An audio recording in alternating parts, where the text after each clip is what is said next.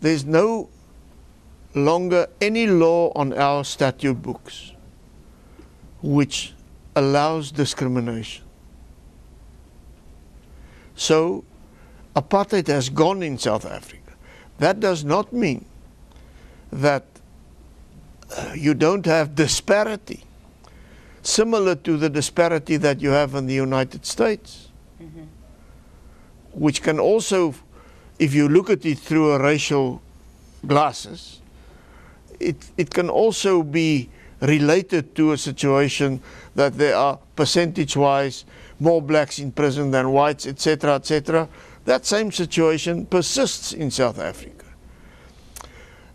And it is for that reason that when we negotiated our constitution, we said our goal is a society, everybody is equal, but we must make that true in practice, which means we must develop people who are underdeveloped. We must improve the quality of education.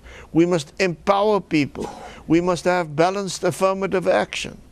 We must have balanced black economic empowerment. All that has been agreed between my government when I was president and the ANC and other parties who participated in the negotiations. But that equality has not been fully achieved. And although we've had ANC rule now for all practical purposes since 1994, it has not been achieved. Actually, the gap between rich and poor has grown. Well, since we abolished apartheid, which was during my regime as president, we've returned to the international community. All doors are open to us.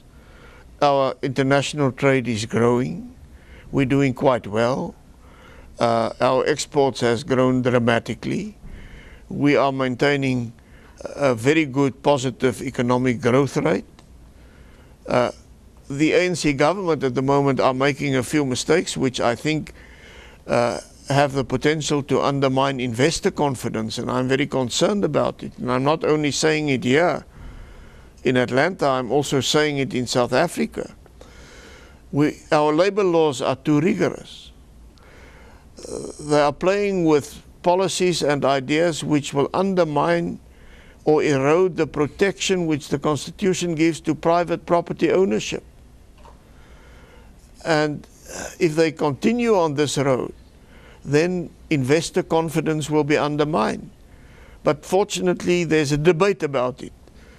And it is my hope that reason will triumph and that moderation will triumph and that we won't see South Africa making the same mistakes about which many other African countries are very, very sorry today that they've done it. We have a big poverty problem. About 46% of our population lives on or beneath the breadline. There are many problems in South Africa too. Our education, basic education, is in a bad state. It has deteriorated in the past 15 years. So we have big problems to solve. But we're not standing in the queue asking for international help. We believe we must help ourselves basically. And we believe more and more countries in Africa must do the right things so that there can be investor confidence, so that the economies can begin to grow and so that they can create jobs. But we need foreign investment, but not in the form of grants. We need foreign investment in the form of companies coming and building new factories, creating new jobs, investing in development and not helping through handouts. This is what happened in our negotiation process. That there are on all sides what I would like to describe as reasonable concerns. And the solution is then to say, okay, I recognize that this concern of yours is a reasonable one. I'm going to go out of my way to accommodate your concerns, to do something about it, to reach out to you. And if the same thing comes then from the other side, then you begin to create trust. And in the end, only if one knows your neighbor, if you can trust your neighbor, if you feel you have a common destiny, do you get a situation where race relations really improve. But if you shout at each other, and if you rely on caricatures of each other, and if you look at each other as the other one is the devil with the forked tail and the forked tongue and the horns, then there's animosity, there are solid walls, and you shout at each other. This must be broken down, those walls, through communication.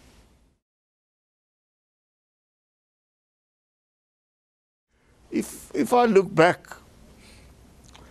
with the advantage of hindsight, which I now have, all the big decisions I took when I was the leader and the president, I would take again. Some others, yes, I can now recognize maybe it would have been better to do something different here and something different there. But the bigger decisions had to be taken to avert a catastrophe. If you ask me about present-day South Africa, no, I'm concerned the constitution, which is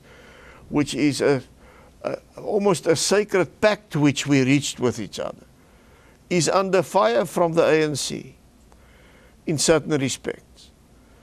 They're playing with ideas which will undermine press freedom. They're playing with ideas which will undermine access to information, which is an inherent important aspect of a true democracy. They're playing with ideas which will undermine the protection of the principle of private property ownership.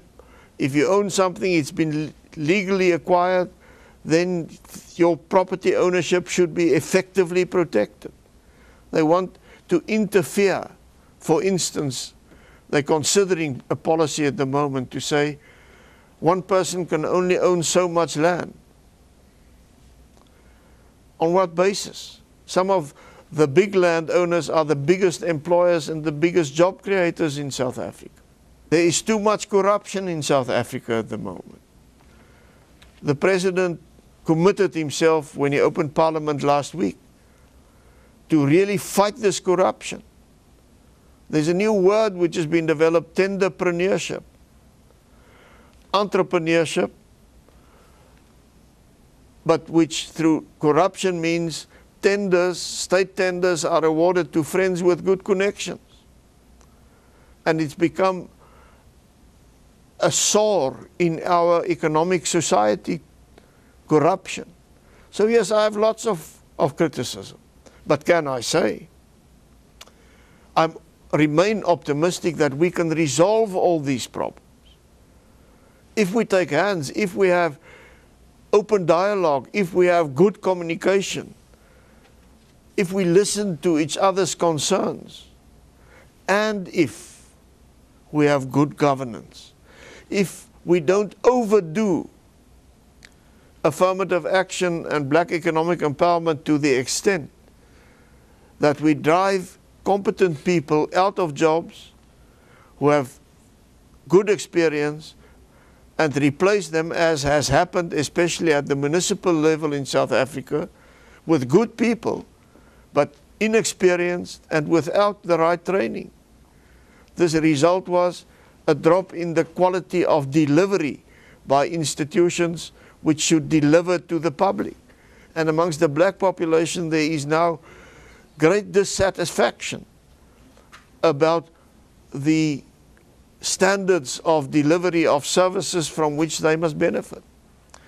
So there's a lot wrong in South Africa, but democracy will sort it out. We have a municipal election in a few months.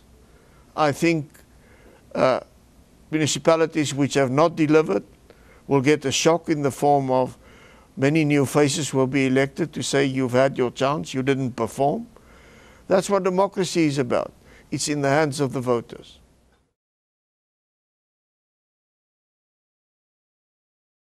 One is in South Africa, the F.W. de Klerk Foundation. It has two focuses, three actually. The one is on the charitable side. Our focus is to help raise funds for handicapped children. Second focus is to continue to foster and promote and inspire solution-orientated dialogue. My other foundation is called the Global Leadership Foundation. It's international. It has its head office in London. It's registered in Switzerland, where I brought together 31 former presidents, prime ministers, senior ministers, senior diplomats, all with good experience of governing a country or with good experience of conflict resolution. And what we do, we're not a business, we're not in it for money, not for profit. We give advice on a discreet and confidential basis to leaders in government, in the developing world, on how to govern better. And when we get involved in a country, we make a small team of 3 or 4 of these 31 members. They go and they sit down for a whole day with the leader of a country. Talk through their problems, help them identify what initiatives they can take to bring a better life for their people. And then the third aspect of my life, if you ask me what keeps me busy, is I make speeches all across the world, as I will make a speech this afternoon here at your university.